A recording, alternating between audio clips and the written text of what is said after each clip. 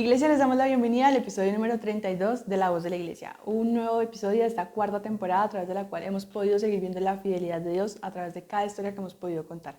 Hoy nos acompañan dos personas que muy seguramente ustedes conocen porque son de nuestra casa. Ellos son los pastores Mary y Vicente Pastores. Bienvenidos a La Voz de la Iglesia. Muchas gracias. Muchas gracias, buenas tardes. Qué bueno, amada iglesia, poderles saludar en este momento tan especial. Y gracias por la invitación. Es un honor para nosotros poder tenerlos aquí y poder conocer un poquito más de sus vidas y de su ministerio, por supuesto. Y quiero que empecemos este episodio contando una noticia que nos tiene muy felices, y es que actualmente ustedes están a cargo de la Iglesia del Reino en Bosa, y recientemente tenemos la noticia de que la iglesia finalmente tiene sede propia. ¿Cómo fue este suceso? ¿Fue de un día para otro? ¿Cuánto tiempo llevaban esperando esto? Bueno, pues la iglesia lleva un promedio de unos 17, 18 años aproximadamente allí en Bosa. Nosotros llevamos 4 años ahí y rogándole a Dios desde que llegamos a la iglesia, siempre declaramos, de aquí nos vamos para lo propio, no vamos a pagar arriendo, no nos vamos para otro lado, vamos para lo propio, y damos gracias a Dios porque las cosas se dieron. Ha sido una historia hermosa porque recibimos la iglesia precisamente en pandemia, así que nos tocó por un tiempo por pantalla. Fueron muy poquitas familias, como unas 3 familias. Luego de eso, una hermana de la iglesia nos dijo que tenía su casa, una terraza bonita y que prestaba ese lugar para la iglesia. Entonces, aceptamos y gracias a Dios pudimos estar en ese lugar y llegar a ser un buen ahorro para ahorita tener nuestra sede. Qué bendición, de verdad. Es un honor poder seguir viendo la mano de Dios en esta hora. Bueno, quiero que después de esta gran noticia empecemos ahora sí por el inicio de la historia, y es por ustedes dos. ¿Cómo se conocieron? ¿En qué momento empieza a formarse la familia Parra Ibáñez? Bueno, la familia Parra empezó a formarse en el año 1982. Mi esposa llegó a vivir con su familia, pagar arriendo del barrio donde nosotros vivíamos, y empecé a verla, a observarla, y yo días antes había orado a Dios, teniendo 17 años o quizás menos, que yo quería una esposa. No quería novia, yo quería una esposa.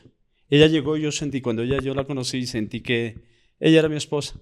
Y entonces así empezamos en el año 1982. En la actualidad llevamos ya de hogar formado ya casi 43 años.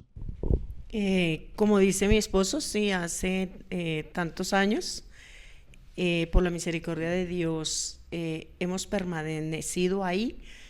También algo para agregar ahí es que fue como si hubiera habido una conexión en también, sin conocer yo al Dios que hoy conozco, decirle: Dios, yo quiero ser esposa de un hombre, de un solo hombre, porque en ese tiempo se escuchaban muchos rumores que abandonaban su esposa, tomaban otra y así, y yo decía: Dios, yo no quiero esa vida para mí, dame un hombre, un esposo. Y nos conocimos, como bien lo dijo mi esposo, a los 17 años, y desde esa edad estamos juntos. Qué bendición. Y bueno, en el momento en el que ustedes se conocen, ¿ya conocían de Dios o cómo llegan a conocerlo a Él?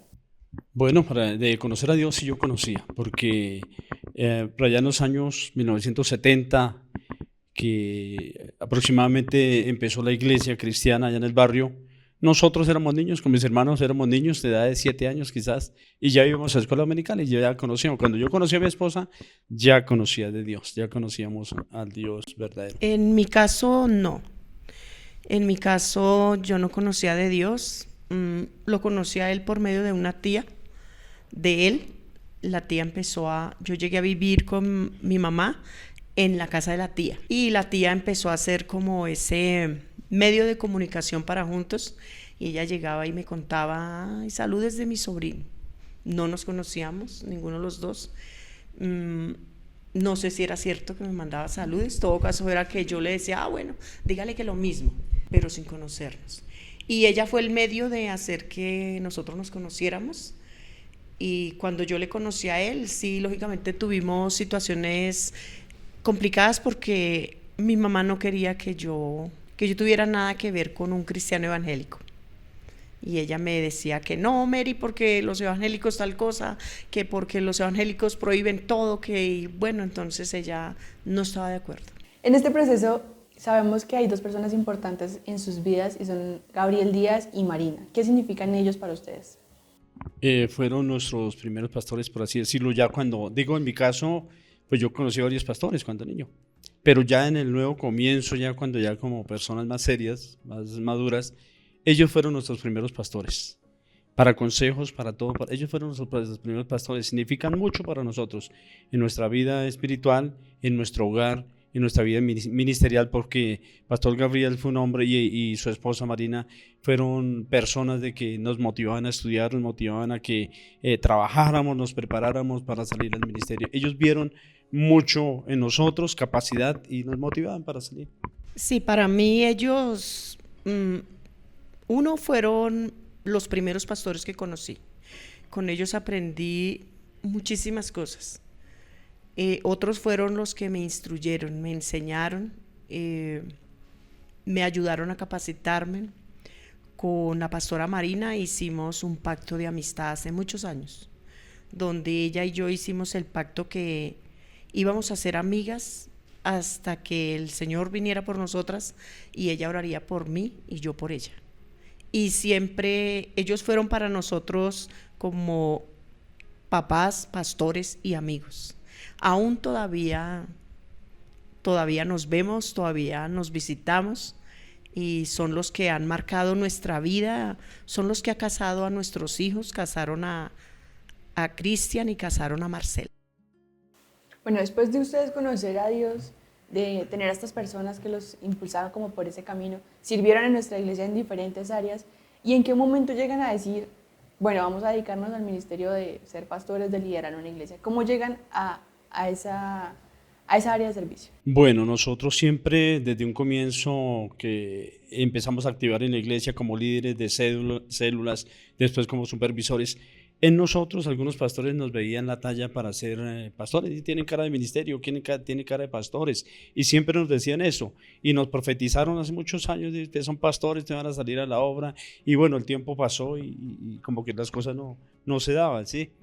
Pero que hayamos pensado en el ministerio, sí, pues nos lo profetizaban y por ahí en el año 97 fue cuando nos hicieron como la primera convocatoria, pero por causa de que nuestros hijos estaban pequeños y por el estudio y que para irnos para el campo, pues como que no nos llamaba mucho la atención. Entonces, por ahí fue que empezamos en nuestros comienzos en el área ministerial. Sí, hace muchos años, como dice mi esposo, hubo el llamado, pero éramos muy niños espiritualmente y de pronto no nos convencíamos, será llamado de hombre, será llamado de Dios, pero desde ese tiempo hubo siempre ese llamado. Nos dimos cuenta que no era llamado de hombre porque jamás se salió esa idea de nuestra cabeza. Siempre estuvimos pendientes del llamado que hacía muchos años nos habían hecho y que de pronto por algunas razones, de pronto llegué yo a no aceptar, pero pensando de pronto en el bienestar de los niños, que el colegio, que el cambio, que una cosa y otra. Entonces esa fue como la situación para no poder salir al ministerio. Cuando ellos vieron que no estábamos en acuerdo los dos, entonces dijeron paremos ahí. Sí, además de eso, pues siempre fuimos parte de ayuda, de apoyo a los pastores que estuvieron allí en la iglesia donde empezamos, que hacíamos la parte pastoral. Vivimos en la iglesia, ahí había un apartamento y vivimos ahí en la iglesia y fuimos esas personas de predicar, de ministrar la Santa Cena, de dar un consejo, de ayudar a las personas. Hicimos ya desde muchos años, desde ese tiempo, la parte ministerial como pastores, prácticamente así, y empezó nuestro ministerio. Hace poco ustedes en el encuentro nos contaban que cuando tomaron esta decisión como de involucrarse de lleno en todo el tema del ministerio, tuvieron algunos conflictos tanto entre ustedes como con su familia internamente. En la perspectiva habitual podríamos decir que viendo esos conflictos pues es mucho más fácil renunciar y dejar todo atrás y seguir con mi camino, que es más fácil, ¿no? ¿Qué los motivó tal vez a decir, sabemos que no va a ser fácil, pero sigamos que esto va a dar fruto? Sí, en la vida ministerial encontramos muchos tropiezos, muchas situaciones difíciles y sobre todo en la parte económica, porque fui un hombre que me gustó mucho las tarjetas de crédito, y tuve muchas tarjetas de crédito, y cuando estaban las vacas gordas fue una bendición, pero cuando llegó el tiempo de las vacas flacas, que no tenía cómo pagar las tarjetas, fue difícil y fue una situación de conflicto como pareja y de pronto con mis hijos también, porque la economía ya no daba, ya no daba. Pero sin embargo nuestra confianza ha sido que Dios es nuestro proveedor, siempre hemos tenido eso, y como pareja siempre recordamos en los conflictos hasta que la muerte nos separe.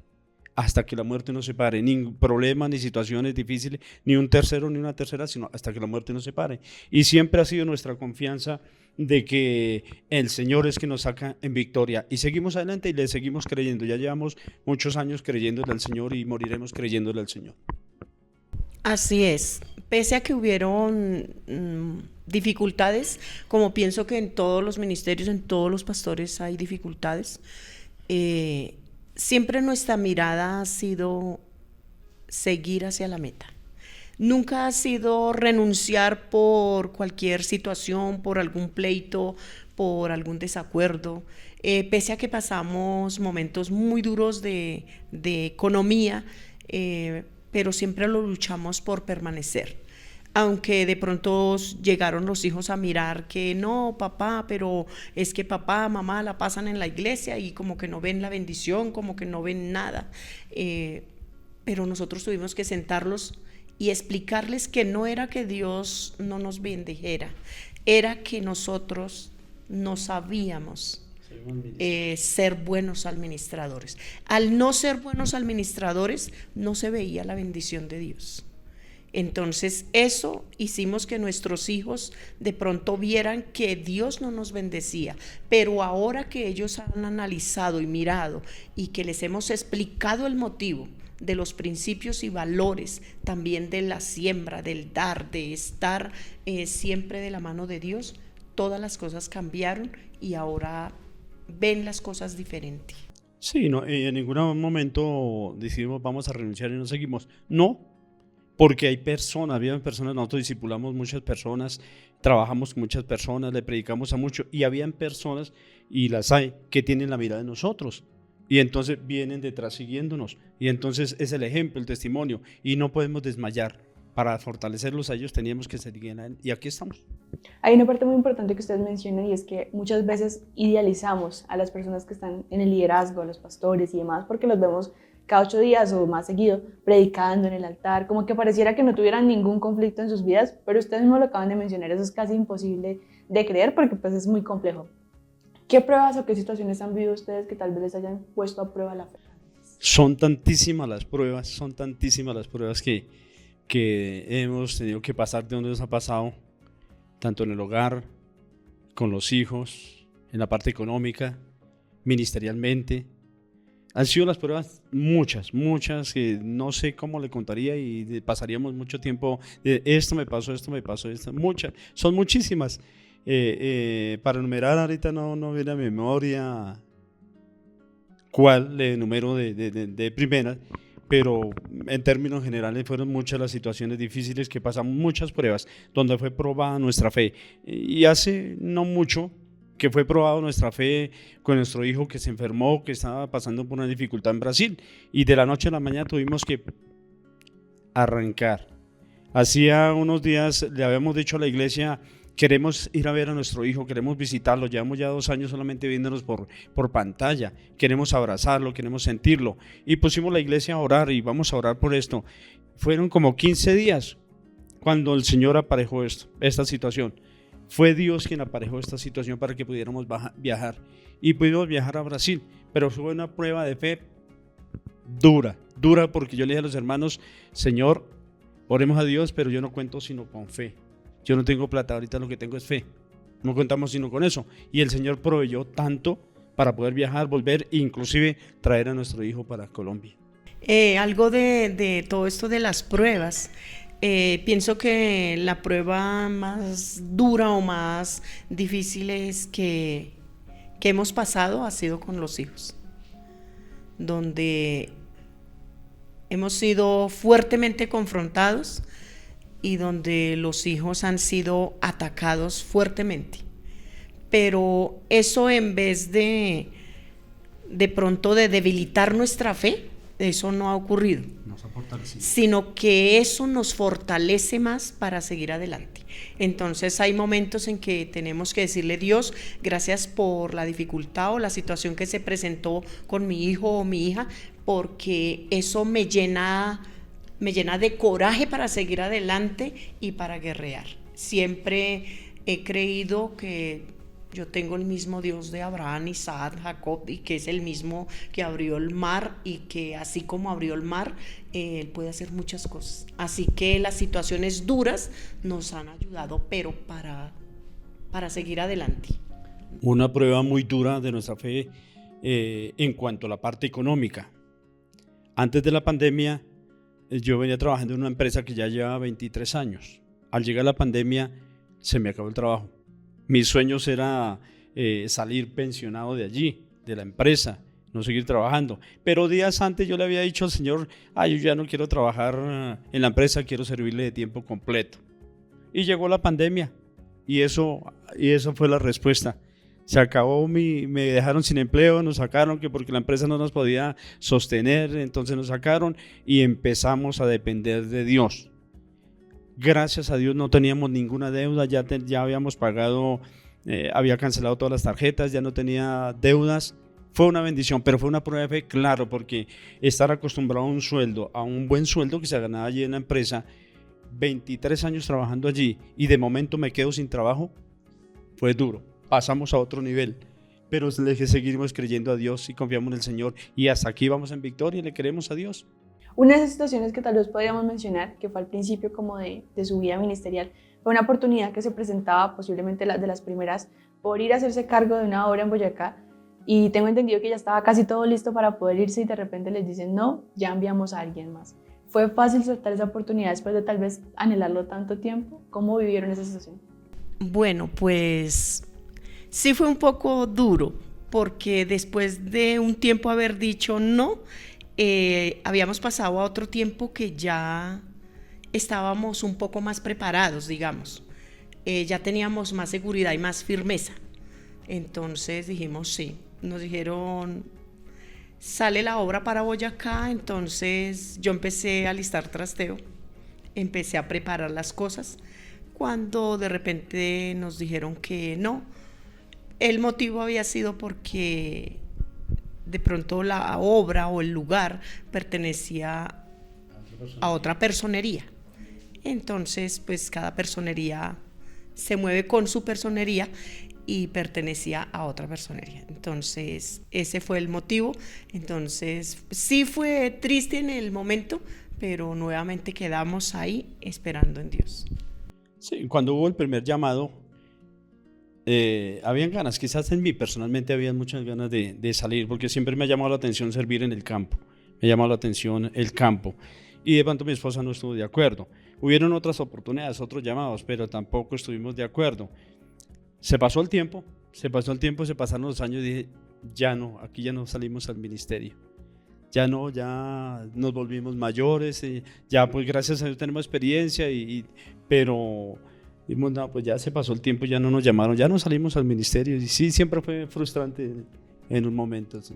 Sin embargo, luego vino una oportunidad que fue en Ubaque, que fue un territorio que pudimos mostrar acá en La Voz de la Iglesia en uno de estos episodios, y como lo evidenciamos esa vez, no es la forma tradicional de ser iglesia, no es como un lugar en el que cada domingo uno va y simplemente se congrega, sino que es ir casi que casa por casa, vereda por vereda, predicando el evangelio. ¿Cómo los recibió la gente? ¿Fue fácil esa experiencia de ir como pareja predicando y ese primer contacto en frío, o más bien la gente los recibió fácilmente? No fue fácil, aunque a mí, como lo decía en ese momento, el campo me gustaba. Cuando nos dijeron: hay esta obra para Ubaque, porque la persona o el pastor que había allí se fue, entonces éramos los opcionados para ir, salimos allá. Fue de mucha alegría, para mí personalmente fue mucha alegría servir a Dios. Y fácil, no fue fácil, porque es un pueblo y generalmente los pueblos son muy religiosos, muy tradicionalistas, y no fue fácil llevar la palabra de Dios. No fue fácil porque hubo personas que nos maltrataron psicológicamente, verbalmente nos maltrataron a mi esposa, y fue difícil poder llevar el evangelio allí, pero le creíamos a Dios. Le creíamos siempre, hemos creído a Dios, la obra es tuya, Señor, y pudimos ir ganando, conociendo a personas, y ya llevamos la palabra a diferentes veredas, a diferentes sitios, y así fuimos ganando terreno, ganándole terreno al enemigo, por así decirlo. Sí, yo creo que allí Dios nos permite ir para seguirnos preparando en diferentes áreas que debíamos estar preparados y que no lo sabíamos. Entonces, una de ellas, enfrentar a la persona, hablándole espontáneamente y diciéndole: Cristo le ama, vengo a hablarle, vengo a decirle, con la experiencia que unas señoras me insultaron fuertemente. Tanto fue el insulto tan grande que me hicieron llorar. Pero eso no nos echó atrás, porque sabemos que el enemigo a eso vino. Esa experiencia fue bastante dura. Otra, duramos aproximadamente como unos 3 meses caminando, conociendo, solo conociendo, orando en las calles. Cuando nos cansábamos, nos sentábamos en un parque. No había nadie allí que le dijera a uno un vaso de agua o que nos mandaran entrar a descansar o nada. Solo había quedado de pronto una familia encargada allí para mostrarnos el lugar, pero ella no nos recibió. Cuando fuimos, golpeamos y le dijimos, ella dijo que no, que la tarea era nuestra y que ella no iba a ir. Entonces seguimos recorriendo, llevábamos como un mes recorriendo sin conocer a nadie y hablando los dos, orando en la calle. Dios nos permite conocer una mujer en Ubaque. Esta mujer estaba barriendo la calle y nos acercamos a ella a saludarla y hablarle de la palabra de Dios. Y le contamos que estábamos buscando un terreno para abrir una iglesia. Y ella dijo: permítame, me quito el delantal y voy, los acompaño y les muestro y les enseño dónde puede haber opciones de lugar. Fue una mujer que se puso al servicio, fue como si Dios hubiera mandado a un ángel detrás de nosotros. Entonces ya el contacto era ella y ya ella nos llamaba, nosotros la llamábamos y empezamos así a recorrer hasta que ya Dios empezó a abrir puertas de vereda en vereda, a abrir grupos. Tuvimos allí como unos 7 grupos, unas 7 casas o 7 veredas donde nos recibieron. Después de no conocer a nadie. Después de no conocer a nadie. Luego llegamos a una vereda donde había un señor bastante difícil. El señor siempre nos insultó, siempre nos dijo que éramos unos ladrones oportunistas, que llegábamos a engañar a la gente. Y bueno, después de tantos insultos, duramos yendo pero sin respuesta. Un día mi esposo dijo: creo que por aquí no vamos a volver. Yo me puse contenta, yo le dije: uy, sí, no volvamos, porque yo me sentía maltratada. Esa semana estuvimos orando y a mitad de semana mi esposo se para y me dice: amor, tenemos que volver. Tito se llama el señor, y dijo: tenemos que volver donde Tito.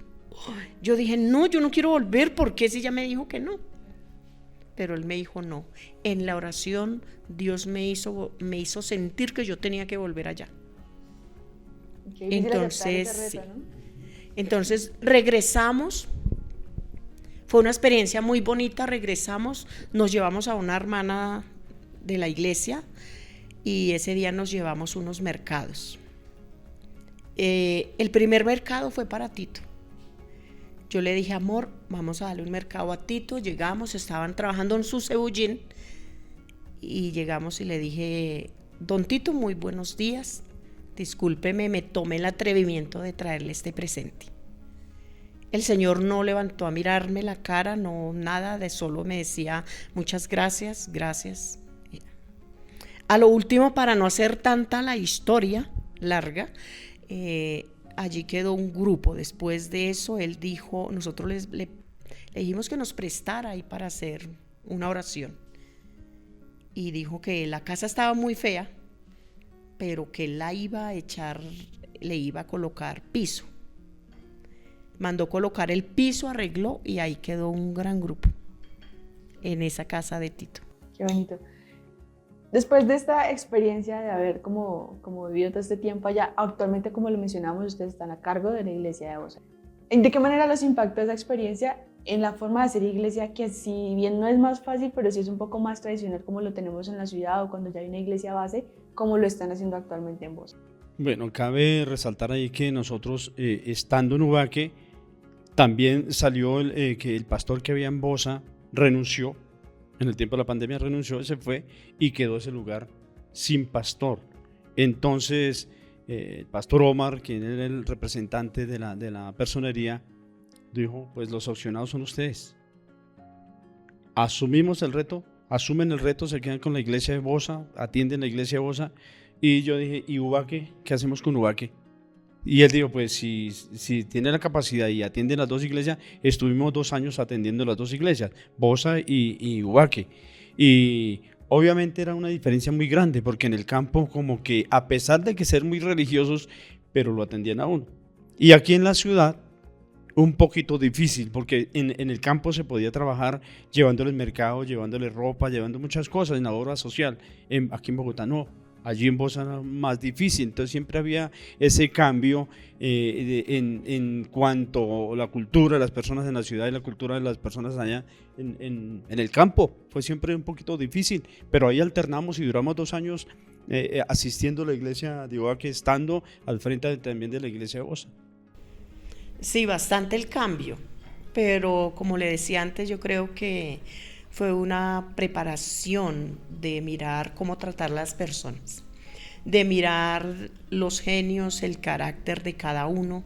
Cada persona es un mundo diferente y uno tiene que saber llegarle a cada persona dependiendo de cómo es cada una.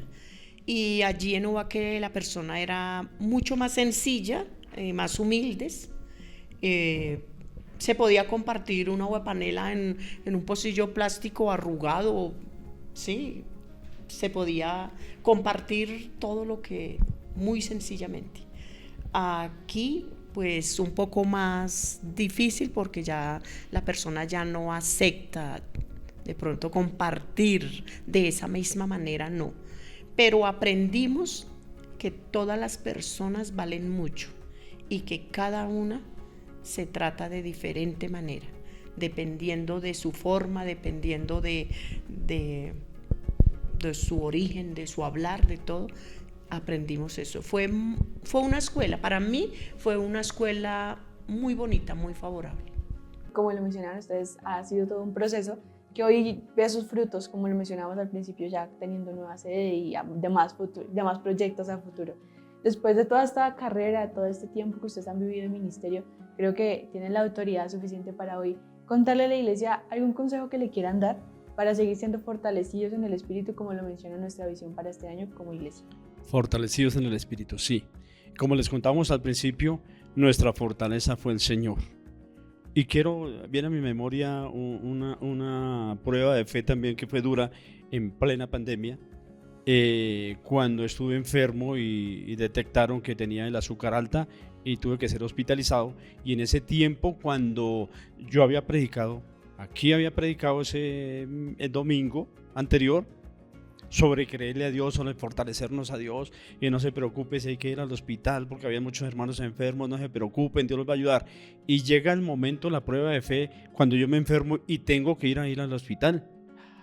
Y para mí fue duro, porque llegar allá, cuando en ese tiempo el que entraba no salía vivo, se moría allá. Fue una prueba de fe dura, porque yo le prediqué a la iglesia de creer en Dios, de fortalecernos en el Señor, y viene la prueba para mí. Cuando estuve allá, Señor, y ahora, Señor, aquí soy probado en mi fe.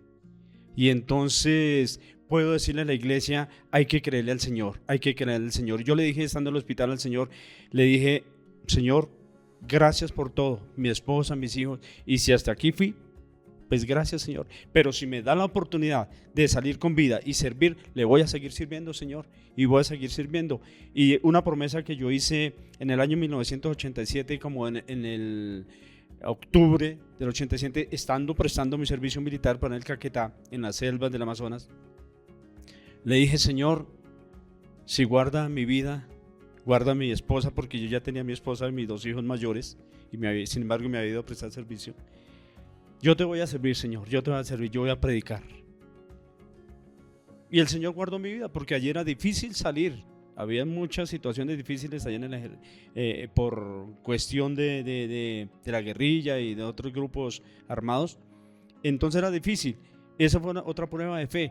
Pero entonces puedo decirle que Dios cumple sus promesas y yo debo cumplir lo que le prometí al Señor. Entonces yo salí a prestar servicio en el 88 y se me olvidó la promesa que le había hecho al Señor. A los 2 años viene otra prueba de fe. Se enferma mi hijo Cristian. Y ahí soy tocado y Dios me recuerda la promesa. Y ahí, Señor, nuevamente, yo voy a servirte, Señor, voy a servirte y voy a trabajar. Y desde entonces estoy trabajando. Y entonces yo quiero motivar a la iglesia que hay que creerle al Señor. Y como dice su palabra, es mejor que cumpla y no que prometas y no cumplas. Hay que cumplir lo que el Señor es fiel y nosotros debemos ser fiel. Amén. Gloria a Dios por cada palabra. Todo esto realmente para nosotros ha sido muy motivante, pese que se ha pasado muchísimas cosas, pero vuelvo y lo digo, que solamente en el Espíritu Santo somos fortalecidos, solo en Él.